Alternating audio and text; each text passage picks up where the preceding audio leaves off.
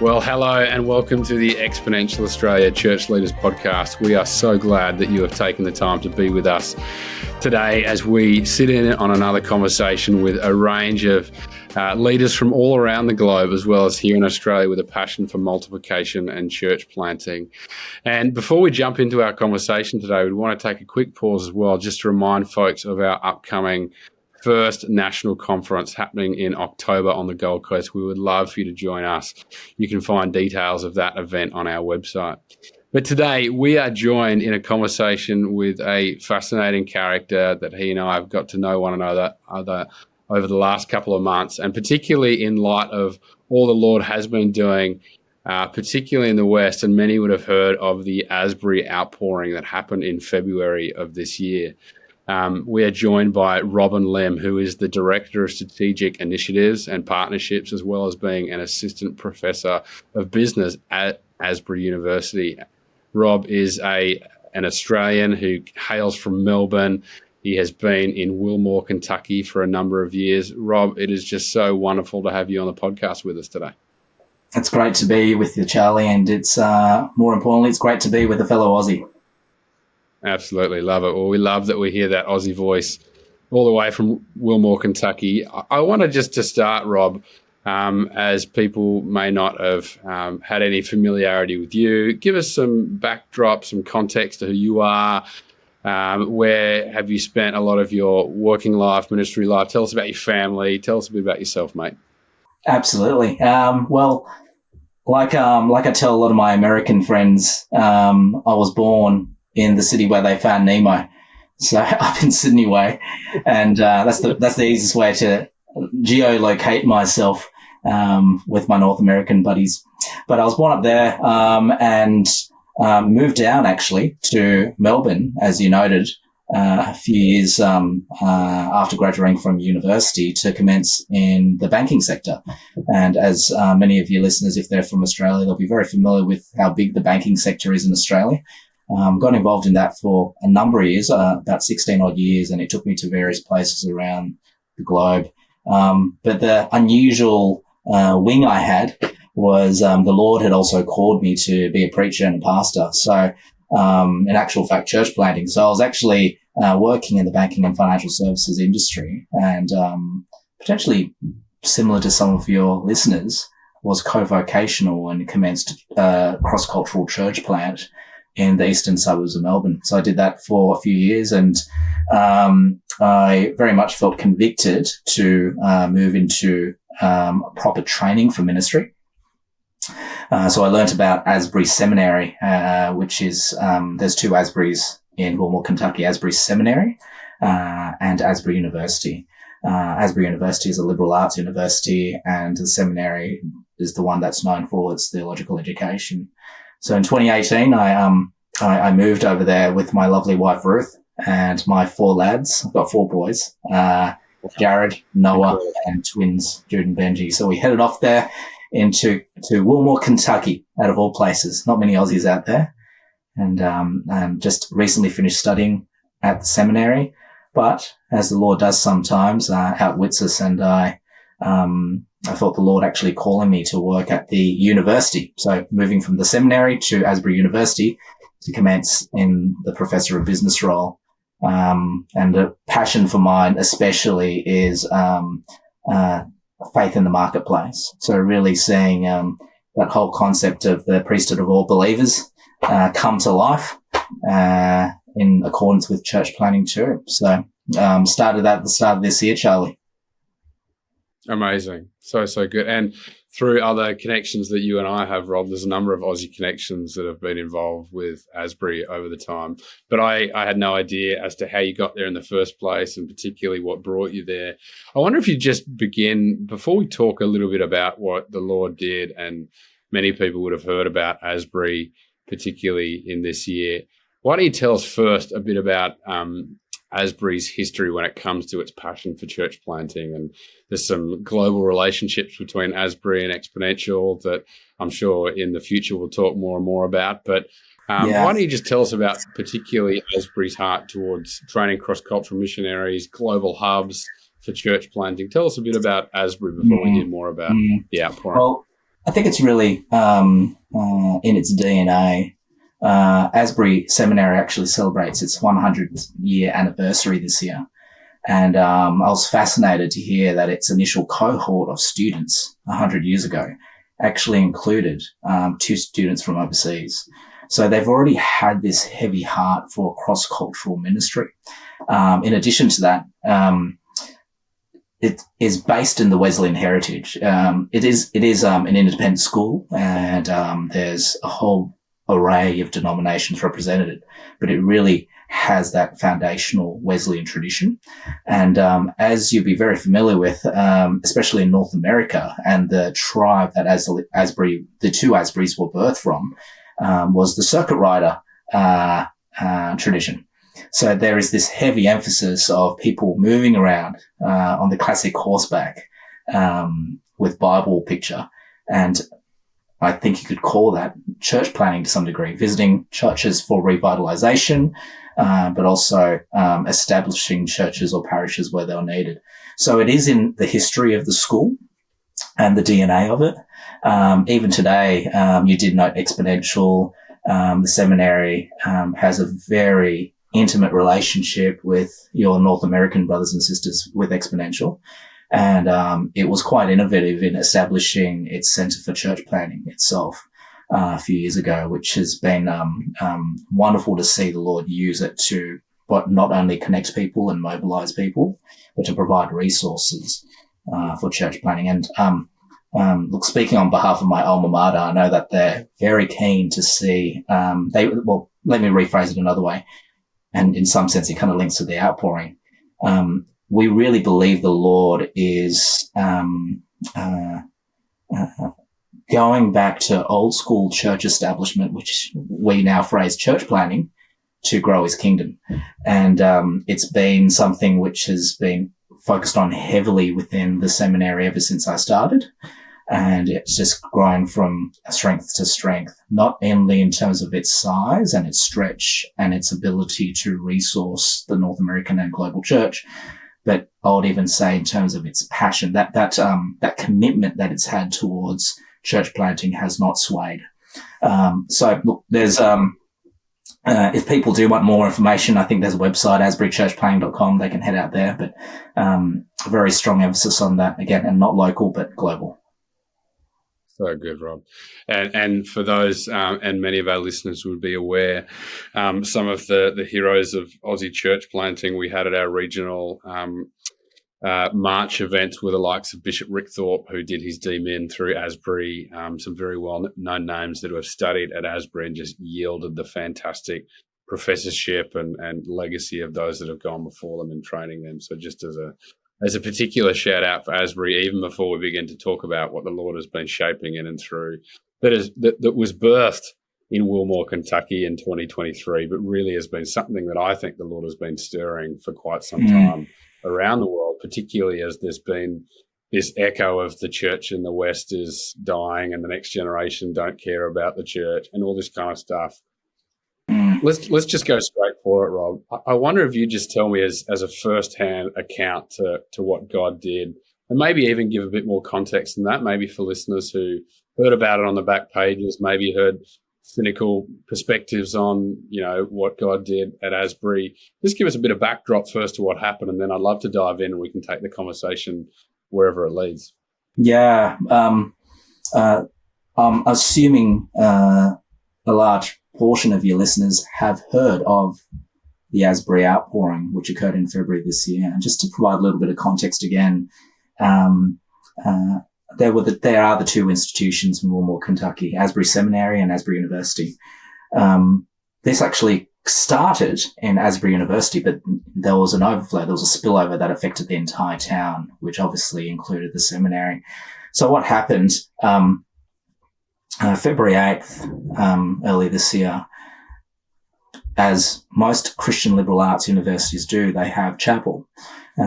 We have chapel 3 times a week for our student cohort. And it's something which, if I had to be very honest with myself, it's something that students sometimes may feel relatively apathetic to go to because it is compulsory in nature.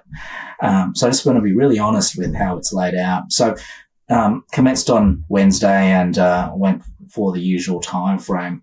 Uniquely, it was also Black History Month in America for February, so we had a gospel choir to really recognize the multi-diversity of the campus, and went along swimmingly well. But towards the end, something quite unique happened in that a small number of students simply lingered in the chapel room, which is called Hughes Auditorium.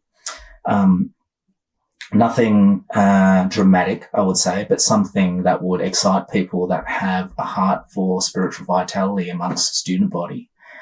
That did continue, though, Charlie. And again, just to set context, the chapel that that the students were lingering in is an old 1,500 seated auditorium with creaky seats.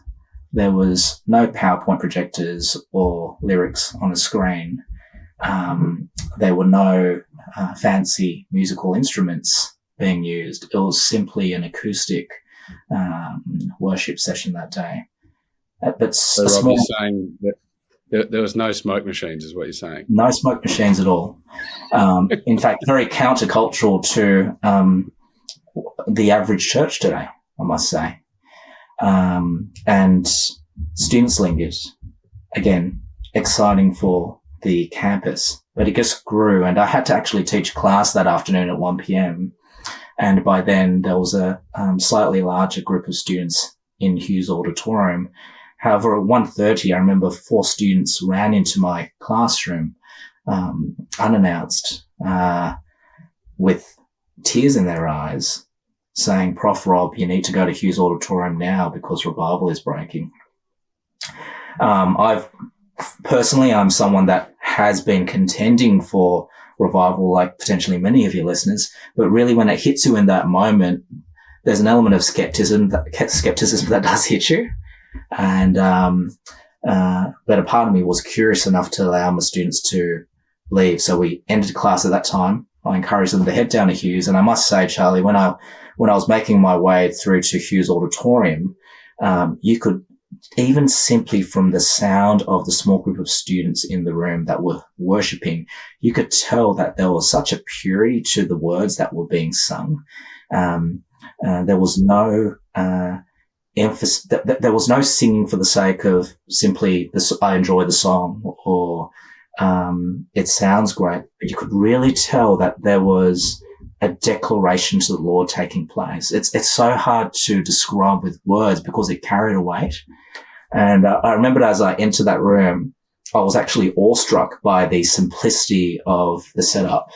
That scene of Hughes that I outlined earlier, an old rickety and there's no smokes machines. But at the same time, in addition to the singing and the worship, there was zero hype. There was no leader per se. It was just a small group of hungry students crying out to the Lord. And intermixed with all of that, you could hear students. Again, you have to remember these are students proactively doing it that were confessing to one another, repenting to one another. And if you can envision a prayer altar at the front, it was filled with students, even weeping, not wailing out loud, but there was a gentleness that was in the room. This grew, this student body group that was in the room grew exponentially. No pun intended for this podcast, but it grew exponentially. But the amazing thing though, Charlie. Before you go on a little bit, Rob. Yeah. Can I just interrupt there to say, and I'd love you to continue in just a moment, but just to take a one step back, prior to this beginning, what were some of your, and of course, Exponential cheers on every part of the church. We don't have the theological lane. We're passionate about unity across the body. But just to inquire particularly of your experiences up until that point, like, did you have a grid for spiritual awakening, for an outpouring, for any of this kind of stuff that you saw and experienced? So being in North America, you do hear about the histories of the Great Awakenings.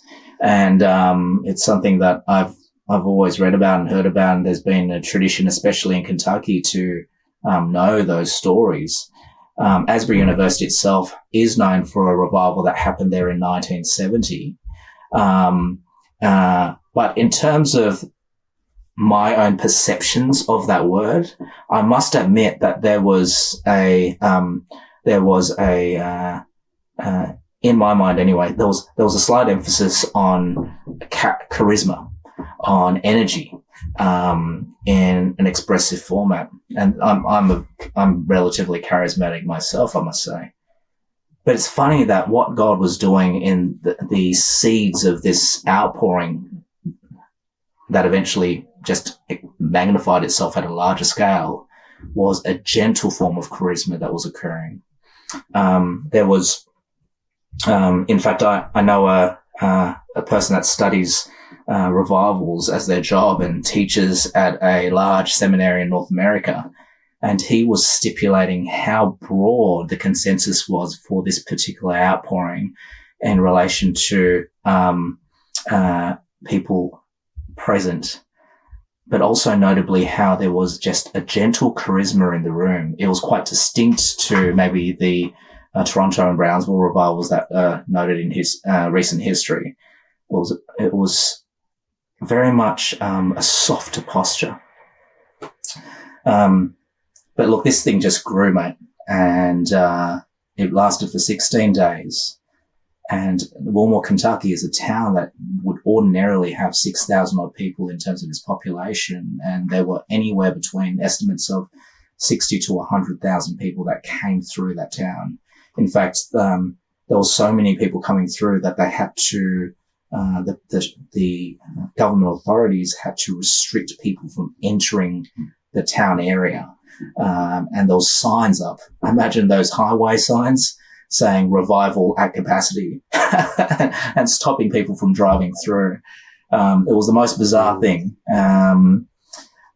especially when it came down to the awareness and interest that took place for this. Remember, this is a countercultural, gentle, low, old school building and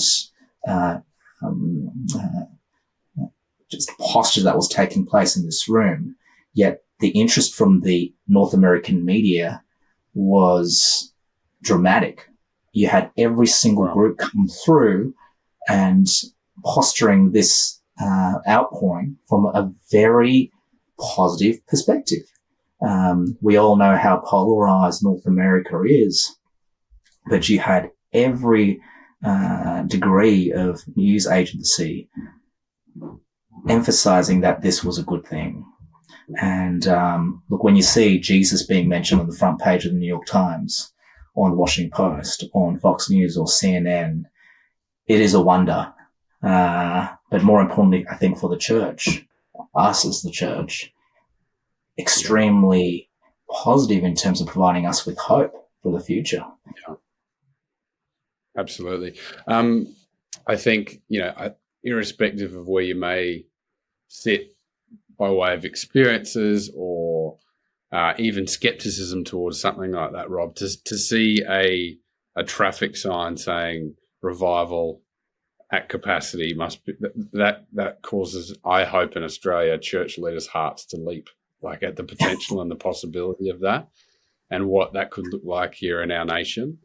And I wonder if you could just kind of, from your experiences firsthand, just bring us in on what it felt like to be in Hughes Auditorium, like the sense of what the Lord was doing in that space. And it's been very well documented that this was something of an outpouring, particularly for the next generation, for Gen Z. And there was a high emphasis upon allowing younger people in advance of maybe older people who were there to kind of catch something or see something. There was a real preference for the next generation. And I wonder if you could just bring us in on what it felt like to be in that auditorium and the simplicity of it.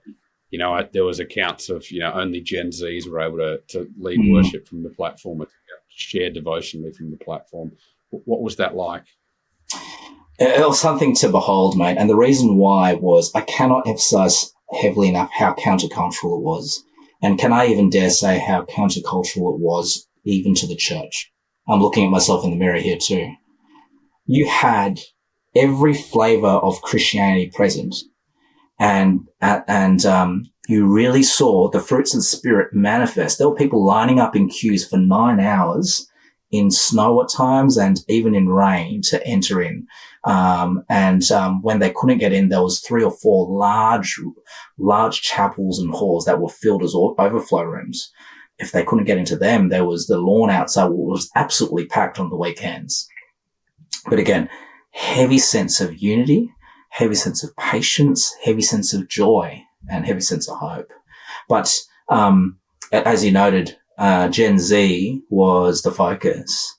And I think just for your listeners, if we step back from this, if you read the Barna reports, if you read all the census results, we're all very well aware of how, like even Australia, right? I think we dropped, 10, 20% over 10 years in terms of people marking themselves as Christian.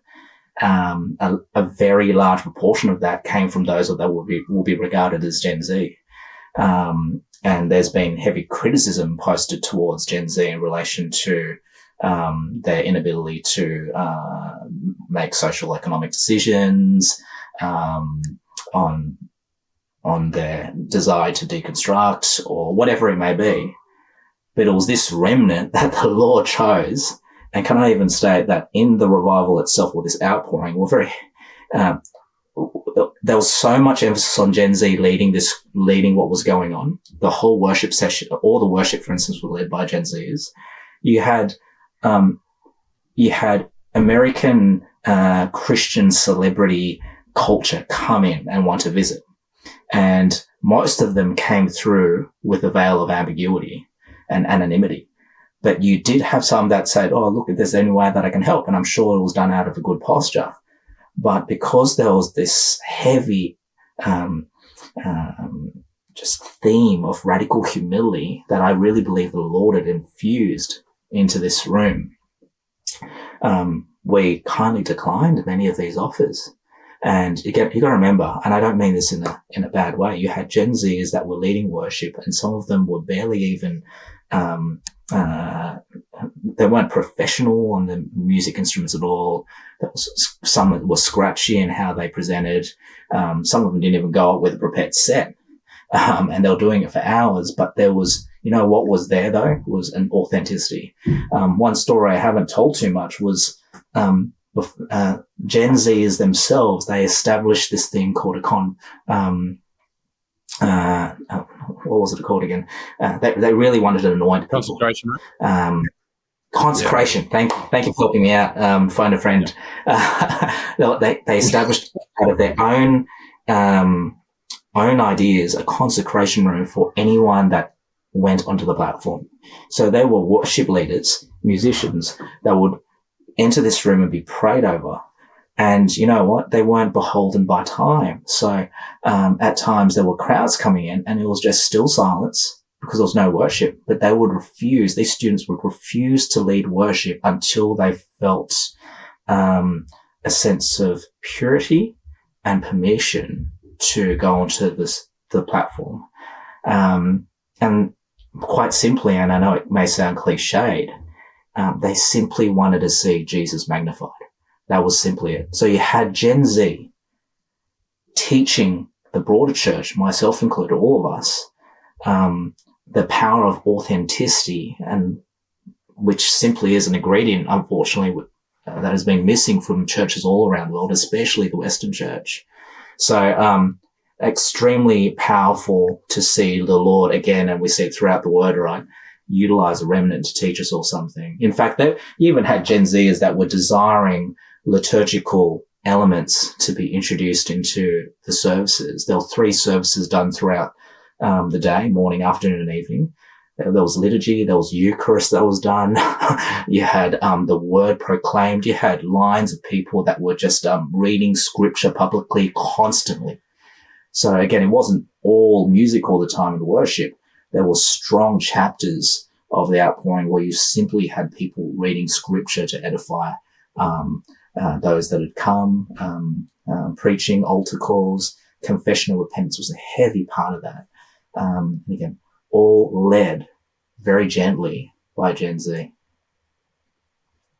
Wow, I love that, Rob. I think That's so close to the heart of any church leader here in Australia to want to see that happen in our own backyard. And I guess the question that then naturally comes to my mind is, as this outpouring was boldly blessed and released to the world, which is a bold thing to do when things are going well and you're getting a lot of public attention. And Jesus did that all the time. That at the time where it most seemed like let's go again, he actually retreated and actually released things. I wonder, particularly as you've been able to reflect since February, what are some of the things that you think this outpouring has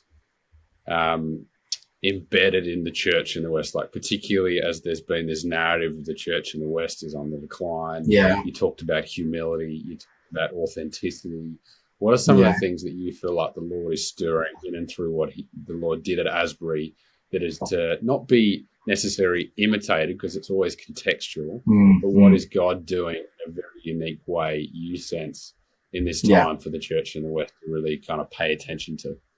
Yeah, and I think that's a great question and very apparent even for our home, Australia. There were 4 very strong, I would say, themes or manifestations that came about through this outpouring in Wilmore. You mentioned one of them already, which I noted earlier. Radical humility was absolutely apparent. The concept of just to express what radical humility really looks like, but deplatforming, decelebritizing, and getting back to simple authenticity. And it's amazing to see how Gen Z resonated with that. There was a power to it. The Philippians 2 piece of Christ being mentioned as being humble, right? There was just this draw card like bees to honey. The second very strong theme was this element of unity. You had so many different denominational tribes and also ethnic tribes represented there. I would even say socio-economic tribes represented in that room. But there was because everyone was so distracted by the Lord, there was no desire or time to even see that difference, but you could only see the unity in wanting to magnify Jesus. And only in reflection did I notice that there was a Catholic priest there, that you had the very contemporary individual, the very traditional individual, but there was every tribe and tongue, as I noted earlier, but there was no distinguishing mark when you were in that room. The other element was this heavy emphasis on return to holiness. Plastered at the back of Hughes Auditorium, there's lines above the altar, very old school 1800 lines, holiness unto the Lord. And it really felt as if the Lord was trying to emphasize holiness once more. When I say it, I'm not talking about moralism.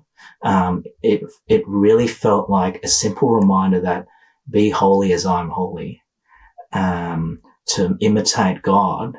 Again, not for self, but so that we can see flourishing amongst our brothers and sisters in our societies. And when you see Gen Z students cry for holiness, it is an unusual sight because you don't see that. But then when you see them acting on it and that's a conversation for another day, acting on it in profound ways, it's mind-blowing. And the final one was this whole element of love and acceptance and seeing students come through.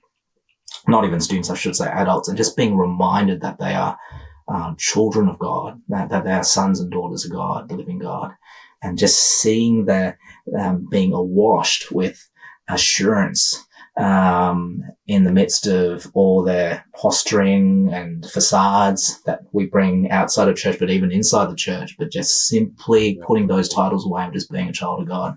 It's something to behold, mate. And so all those 4 themes, it's so funny because all of them, you feel that they are not things that the Western church is known for. We've owned gold on many of them, right? And I am so confident that those are things that the Lord has brought about in this outpouring through the most unlikeliest of generations, through Gen Z, to show us that he is still on the move. Borrowing the C.S. Lewis line, that Aslan is still on the move. And seeing those things come out, those manifestations, they're equally applicable, I would say, in Australia. That whole concept of humility, unity, America's very divided, holiness in an age where we just want salvation and nothing else now. Faith can be so transactional. But seeing the Lord remind us of all that has been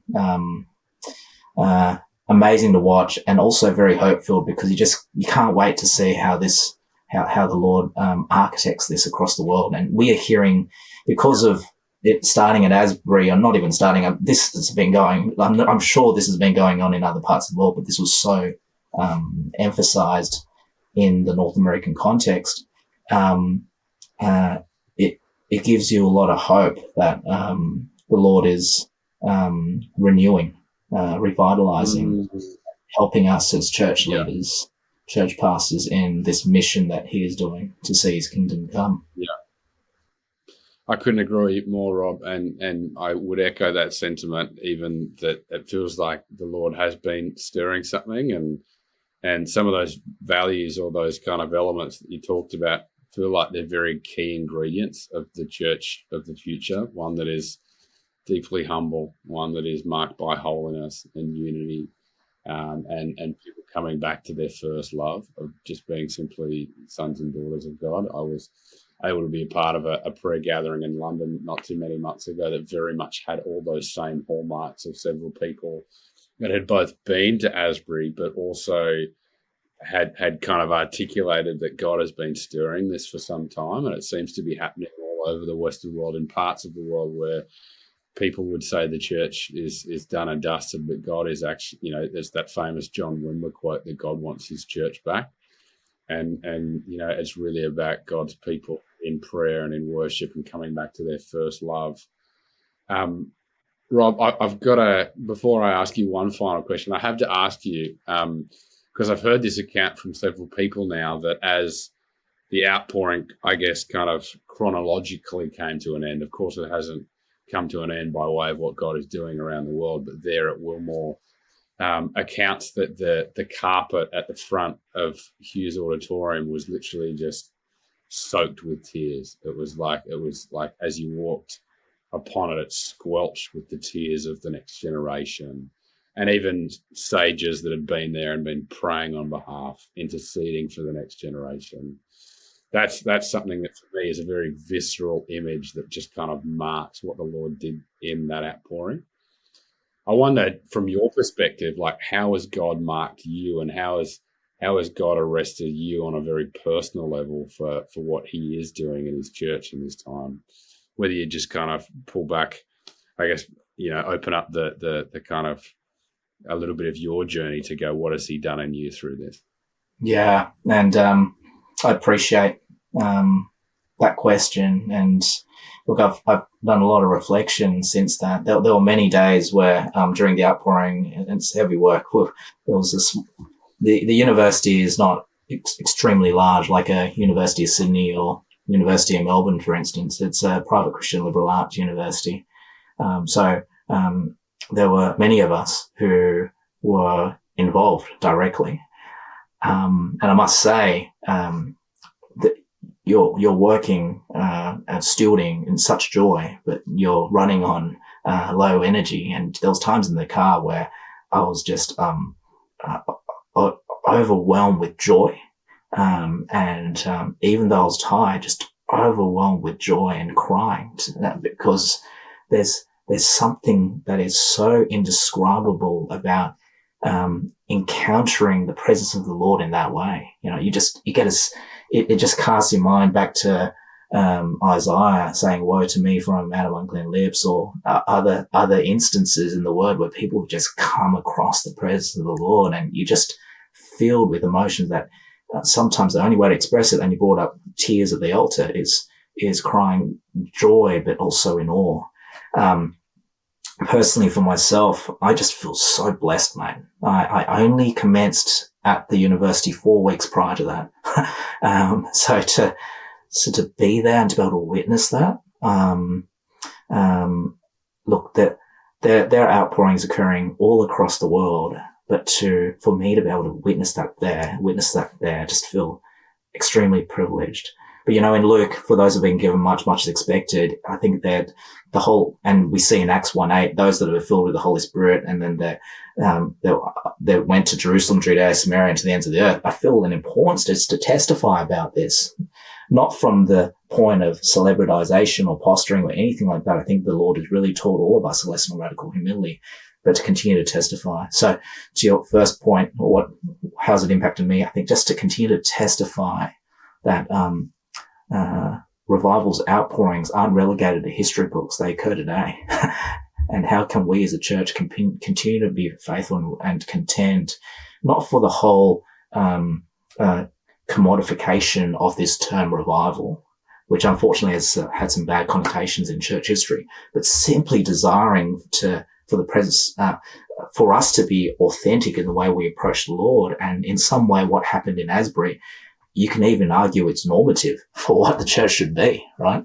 So I just feel this need to testify. On a very personal note, being a business professor, I want to remind all our listeners, and I feel so convicted about this, revivals and outpourings, they're not simply things that happen in church or in religious realms, but these things, sometimes I believe the Lord does it because he wants to see it break that realm, to see that secular spiritual divide broken. So personally, I feel this great conviction to see this testimony even go to the marketplaces of the world. And a mate of mine, some of your listeners may have heard of David Thomas. He's someone that the Lord used to steward a lot of what happened over there. But he's shared with me many a time that the Great Awakenings and some of the revivals that the Lord has gifted the church have led to the lay people not only desire to see thy kingdom come in their workplace, but even be willing to utilize their spiritual gifts in church planting and all kinds of things, and to be mobilized in such a powerful way. So that's a heavy conviction on my heart, and I just feel the Lord continuing to affirm me to stay true to that path, mate. So. Very good. Well, Rob, we've been absolutely encouraged by your time today. Thanks so much for both testifying to that, sharing what the Lord did in and through, and also some reflections for the church here in the West. And I couldn't agree more that in order to really see multiplication, church planting, the good news of Jesus go forth to all the nations, it has to start in our heart, and that overflows co-vocationally in business, in church. But revival is not segregated to the environment of the church, but to actually overflow. So, Rob, we've so appreciated your time. Thanks so much for all that you've offered to this podcast today, and we look forward to connecting very soon, particularly as we cheer on the work of Asbury around the globe. Thanks, mate, and we'll be praying for you and your ministry and everyone else as Aslan's on the move.